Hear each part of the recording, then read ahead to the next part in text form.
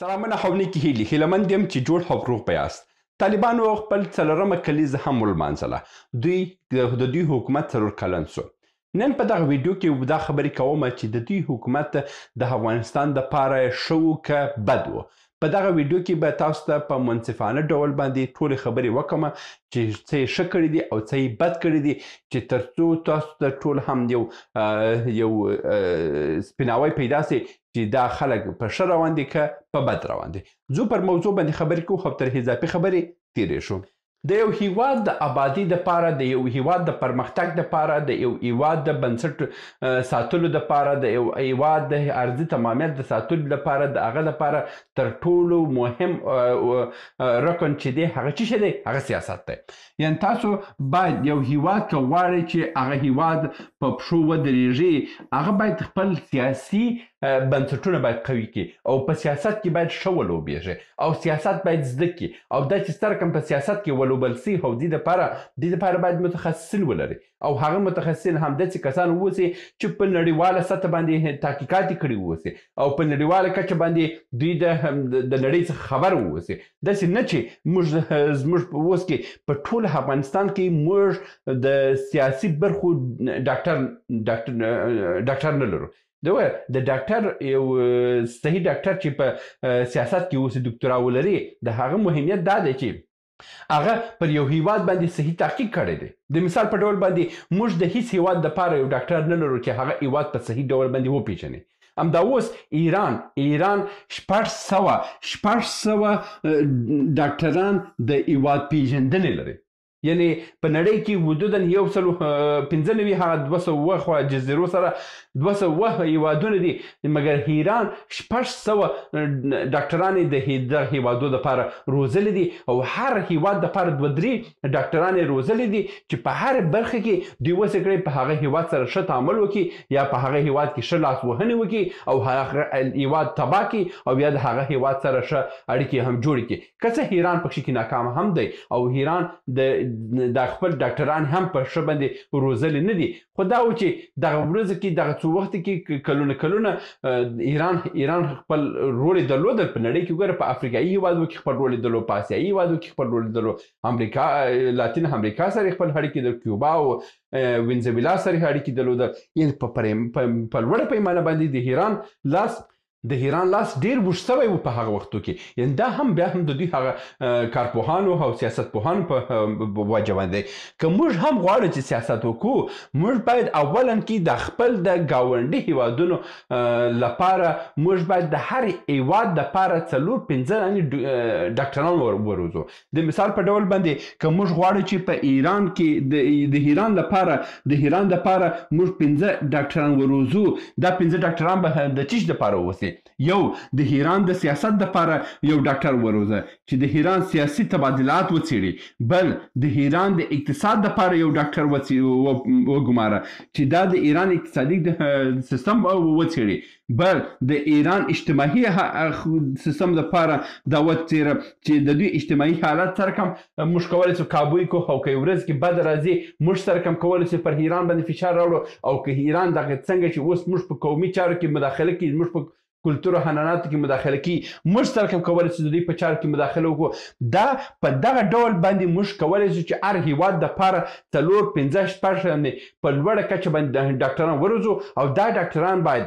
په استخباراتو کې استخبارات ته مشورې ورکړي، نظام ته مشورې ورکړي، دولت ته مشورې ورکړي، ریاست جمهوریت ته مشورې ورکړي، بهرني چارو وزارت ته مشورې ورکړي. په لوړه کچه باندې ټولو چارو ته د یو هیواد چې دی پکښې کې مسؤل دی هغه هیواد دپاره دی باید مستقیم ټول معلومات واخلي او هغه د هغه عقله باندې باید یو جامع پلان دی ولري چې موږ وسو کړی په یو بده ورځ کې موږ په دې باندې فشارونه راوړو، لکه څنګه چې اوس ایران لري، پاکستان لري، موږ دغه برخه کې موږ پاتې یو. یعنې دا په جمهوریت کې هم موږ نه درلودل او دا ملا صاحبان چې راغلي دي دا خو هم په دوی باندې هیڅ عقیده نه لري چې یاره ډاکټر او تحصیل کړی د دوی لپاره د خاص رول نه لري. نو په دغه چارو کې په سیاست کې دا یو اساسي رکن دی، د کمیټې جوړول، یعنې هم د ډیپلوماسي دپاره یو مستقله ریاست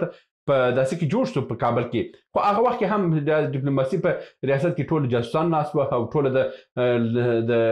شورای نظار لنډغر ناست وو چې په هغه کې هم د افغانستان دپاره داسې شی نه لیکل کې نه جوړېده چې موږ دغه څخه خیر یوسه نو دغه ډول یو ډیپلوماسي کمیټه باید جوړه سي تر څو وڅ کړی په نړۍ د نړیوال کچه باندې موږ یو څه ولرو او د راتلونکي دپاره بل رکن چې دی په سیاست کې ګوره په سیاست کې دا دی چې موږ د هیوادونو توازن باید څرګند وساتو د مثال په ډول باندې د چین او د امریکا توازن د چین او د روسي توازن د روسي او د امریکا توازن د دغه ټول هیوادونو توازن څرګند موږ صحیح وساتو تر څو وڅ کړی موږ په دغه هیوادو کې خپل نفوس ولرو خپل راتلونکي دلته وساتو همدا اوس که موږ دغسې حالت جوړ نه کړو موږ راتلونکي په سیاسي او په هر برخه کې موږ همدغه ډول باندې موږ ناکام یو چې موږ دغه 40 کاله چې تباه او برباد یو موږ د ستونزې دغه ده چې موږ داسې جوړ کړی نه دی یو توازن مو جوړ کړی نه دی چې د امریکا او د روس او د چین په منځ کې او بیا د هغه نه وروسته بیا په دویمه مرحله کې چې کوم هیوادونه دي مثلا جرمني او انګلستان او فرانسه او استرالیا او کاناډا او بیا که دې خواته راسو جاپان او دا هیوادونه چې دي دا لوړ شتمن هیوادونه دي او دا د دوی دپاره هم موږ باید خاص پلانونه ولرو تر هغه چې تیر سي بیا په بله کټګوري کې د هند راځي ترکیه راځي همدغه ډول قزاقستان راځي ایران خو لا دومره په هغه کټګوري کې نه راځي دا ډول هیوادونه دي بیا وروسته تر هغه بیا راسي همسایه هیوادونه ګاونډ هیوادونه دپاره دا باید استراتیژیان جوړ سي دا ټوله باید په کاغذ باندې ولیکل سي لکه څنګه چې یو ډایرکټر د یو فلم ستوري ته وایي چې دلته داسې رقص وکړه په دې ځای کې داسې خبره وکړه په داسې ځای کې داسې وځغله په داسې کې داسې اکټنګ وکړه دغه ټوله باید په یو سناریو ډول باندې د هر هیواد دپاره جوړ سي او موږ وڅ کړی په راتلونکي کې دغه ډول پلانونه په هر هیواد کې عملي کړو که دا ډول کارونه موږ جوړ نه کړو نو فکر نه کوم چې موږ وڅ کړی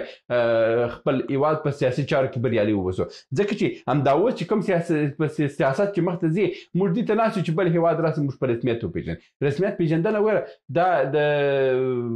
یعنې مثبت ګام نه دی چې یوازې روسي په رسمیت پېژندل په دغه وخت کې باید تاسو په 4 کال کې تاسو باید ټول په نړۍ کې ځانونه پېژندلی وای په خپل هیواد کې 3 واره د لویې جرګې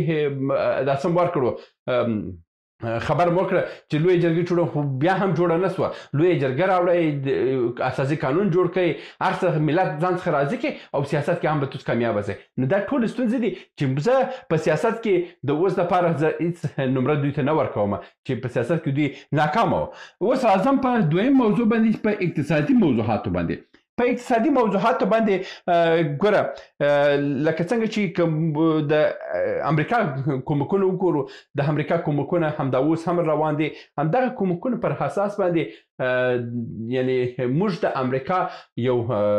پټ استراتیژیک همکاران یو د افغانستان اوسنی حکومت هم د امریکا یو استراتیژیک ملګری دی په اصل کې او دا پیسې هم چې راځي د هغه ملګرتیا په اساس باندې راځي د همدغه استراتیژیک ملګرتیا په د پټ معاملې په اساس باندې موږ یو اقتصادي عاید لرو په افغانستان کې مګر نور عایدات چې موږ باید کړی وای هغه عایدات اوس دومره نه دي او که د بل لوري بیا وګورم چې دا شر او فساد په داسې کې کم سوی دی مثلا د کابل کې د پنجشیري لنډغر او شمالي لنډغر چې ټول کابلیان ته کابلیان یې ګواښله په افغانستان په سطح باندې تجارت یې ګواښله او پیسې په زور ځینې اخیستل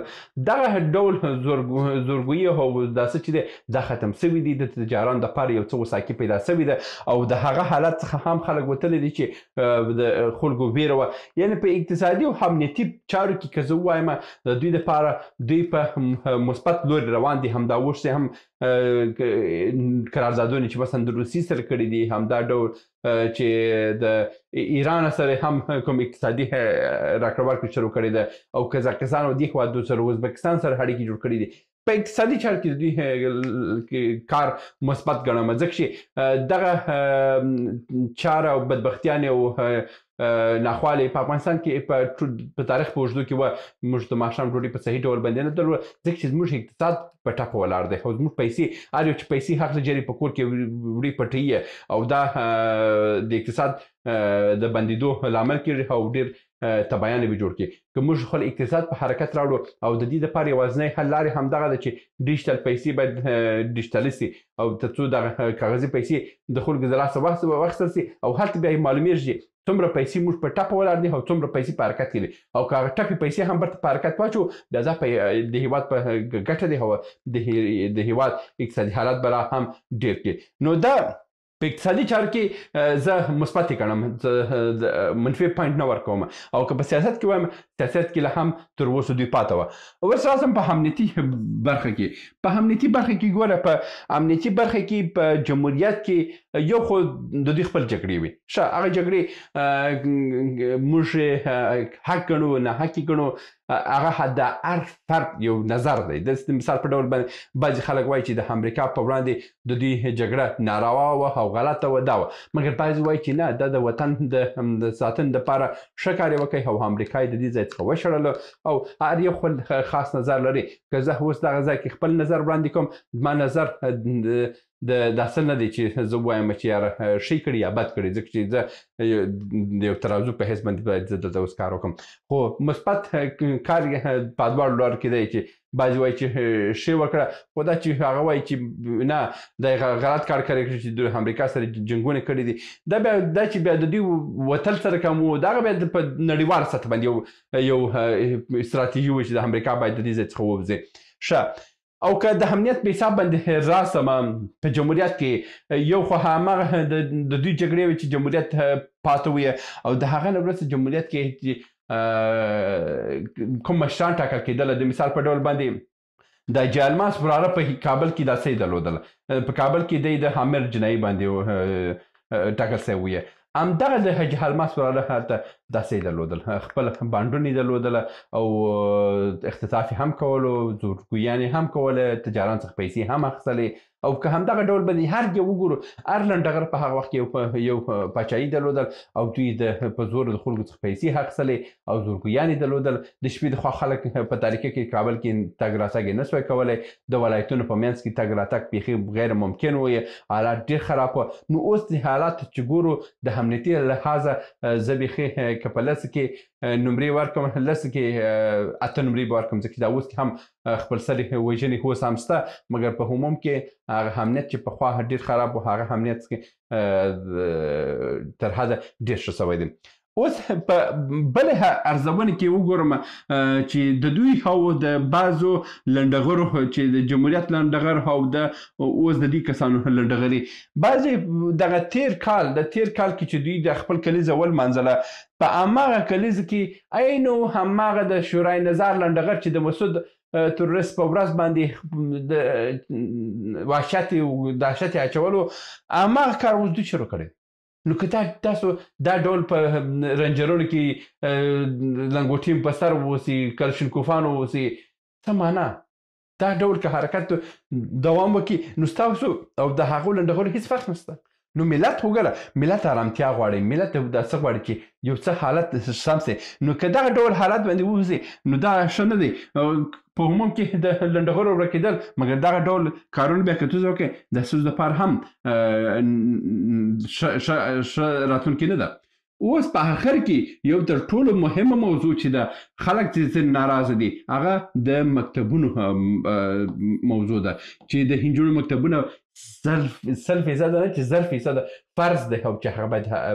خلاص شي او خلک چې هم ناراض دي په همدغه باندې مکتبونه تړلي دي پانتونونه تړلي دي مدرسې ورځ تر بلې په ډېرېدو دي او دا مدرسې هم تندروي خپروي خلک یې داسې کړي دي چې ډېر ملګري راته وایي چې دا زموږ اولادونه په کور کې یوه سندره که زه په ټلیفون کې واورم هم دوی څه کوي چې دا ګناه لري او که تلویزیون چلان که هم وایي ګناه لري یعنې تندروي یې بیخي خپل حد ته رسولی که دا ډول حالت ووسي نو دا د هېواد راتلونکی په بدبختي باندې روان دی موږ د تعلیمي ادارې مکمله بندیږي د دا څه کې توندروي مخ په ډېرېدو ده او دا هم د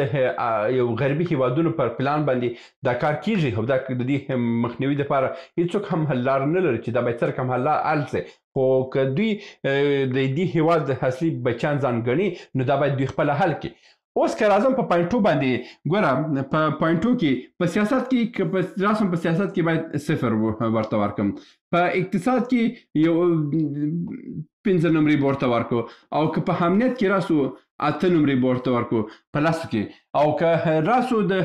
تعلیم و تربیې په هکله باندې په دې کې صفر چې بیخي منفي به هم ورکړو منفي 15 به هم کو نو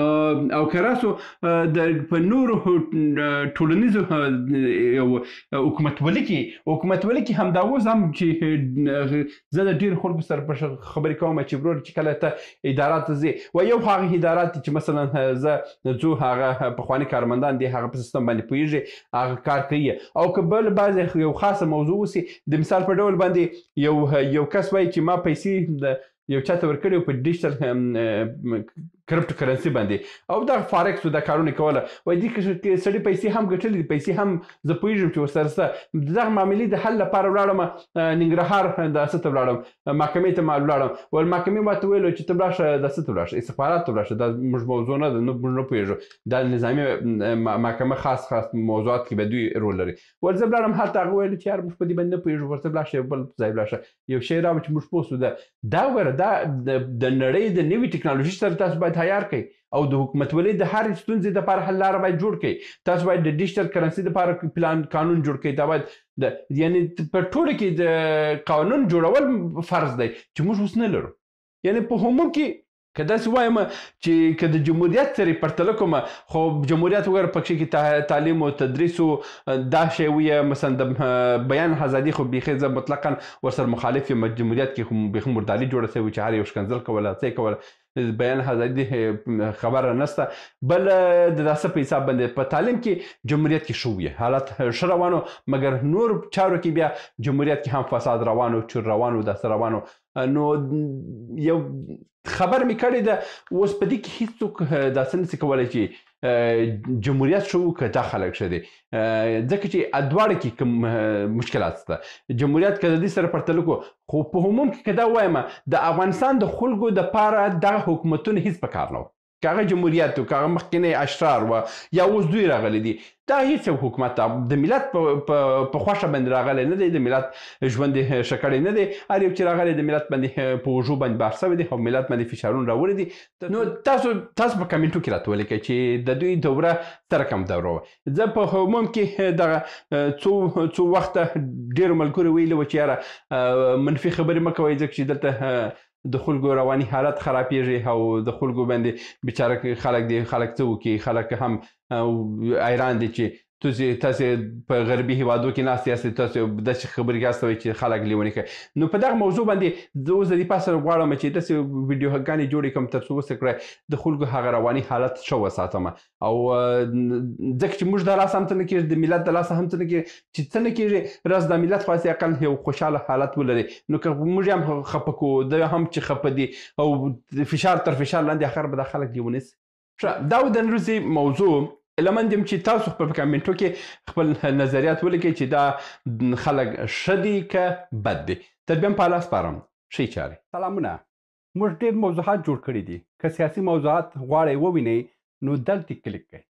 او که غواړئ اقتصادي موضوعات وګورئ نو دلته کلیک کړئ او که غواړئ چې د تل لپاره راسره واوسئ نو دلته کلیک کړئ او چینل سبسکرایب کړئ